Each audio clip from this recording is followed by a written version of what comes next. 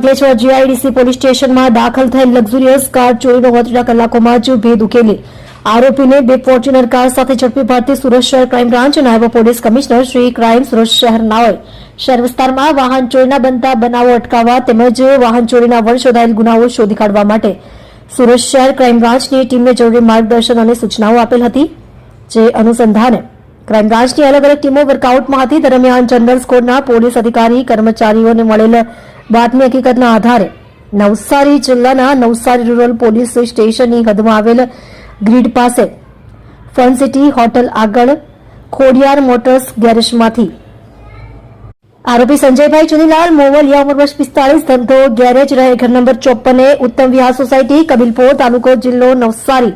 નાને બે luxurious Toyota કંપનીની ફોર્ચ્યુનર કાર સાથે પકડી પાડી કાયદેસરની કાર્યવાહી કરવામાં આવેલ છે. મજકૂરની પૂછપરછમાં તેના સગા નાના ભાઈ અતુલભાઈ ચુનીલાલ મોવલિયા નાઓ ટોયોટા કંપનીની ફોર્ચ્યુનર કાર